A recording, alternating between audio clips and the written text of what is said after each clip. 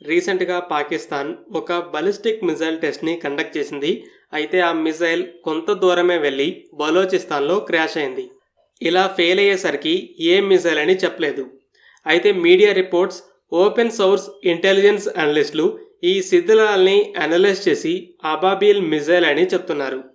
పాకిస్తాన్ చేసే న్యూక్లియర్ బ్లాక్మెయిల్లో ఇది ముఖ్యమైన మిసైల్.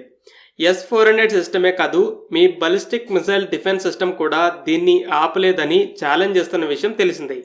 2750 కిలోమీటర్ల రేంజ్ ఉన్న షాహీన్ 3 మిసైల్లో మల్టిపుల్ స్మాల్ వార్హెడ్స్ పెట్టేలా నోస్ని మాడిఫై చేసి 2200 కిలోమీటర్ల రేంజ్తో ఈ మిసైల్ని డెవలప్ చేస్తుంది.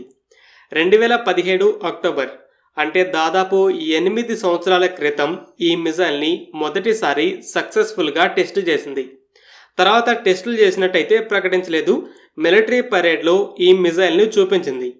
జనరల్గా మిలిటరీ పరేడ్స్లో సర్వీస్లో ఉన్న మిసైల్స్ని లేదా అతి త్వరలో జాయిన్ అవుతాయి, డెవలప్మెంట్ కంప్లీట్ అవుతుందన్నప్పుడు చూపిస్తారు. ఇక కొన్ని దేశాలైతే టెస్టింగ్లో ఉన్నా కూడా సర్వీస్లో ఉందని శత్రువుల్ని నమ్మించడానికి, అంటే సైకలాజికల్ వార్ఫేర్ కోసం పరేడ్స్లో డమ్మీ మోడల్స్ని చూపిస్తారు. పాకిస్తాన్ కూడా ఈ మిసైల్ సర్వీస్లో ఉన్నట్టు పరేడ్స్లో చూపించింది. ఇది మీరు కొత్తగా మోహరించిన BMDని కూడా ఓడిస్తుందని వార్నింగ్ ఇచ్చింది. అయితే మిసైల్ టెస్టులు మాత్రానికి వేరే స్టోరీని చెప్తున్నాయి. 2017లో టెస్టు జరిగినట్టు అనౌన్స్ చేశాక 2023లో మరోసారి జరిగినట్టు రిపోర్ట్ అయింది, కానీ ఫెయిల్ అయింది. మరలా దాదాపు 2 సంవత్సరాల తర్వాత ఇప్పుడు మరోసారి టెస్టు చేయగా అది ఫెయిల్ అయినట్టు రిపోర్ట్స్ చెప్తున్నాయి. MIRV టెక్నాలజీని డెవలప్ చేయడం అంత ఈజీ కాదు. మంచి న్యూక్లియర్ ఎల్డ్ ఉండేలా స్మాల్ వార్హెడ్స్ని డెవలప్ చేయాలి. ఒక్కో వార్హెడ్ డిఫరెంట్ లొకేషన్స్ని టార్గెట్ చేసేలా అడ్వాన్స్డ్ గైడెన్స్ కావాలి. అతి కొద్ది దేశాల దగ్గరే ఈ టెక్నాలజీ ఉంది. ఇండియా బోర్డర్లో S-400 సిస్టమ్ని మోహరించినప్పుడు అది కన్వెన్షనల్ వార్స్లో చాలా పెద్ద ఛాలెంజ్ అని పాకిస్తాన్ బాగా డిస్టర్బ్ అయింది.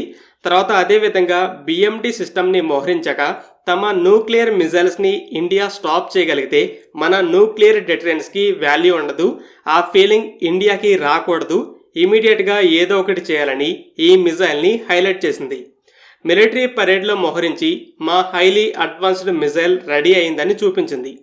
మొదటి టెస్ట్ 8 సంవత్సరాల క్రితమే జరిగిన తర్వాత రిపీటెడ్ ఫెయిల్యూర్స్ అనేవి ఈ మిసైల్ నిజంగా సర్వీస్లో ఉందా లేదా జస్ట్ ఇండియాని బెదిరించడానికి మిలిటరీ పరేడ్లో చూపించిందా అని డౌట్స్ అయితే వస్తున్నాయి. ఫ్రెండ్స్, ఈ వీడియో మీకు నచ్చినట్లయితే లైక్ చేయండి. అలాగే మరిన్ని ఇంపార్టెంట్ డిఫెన్స్ అప్డేట్స్ కోసం మన ఛానల్ని సబ్స్క్రైబ్ చేసుకోండి.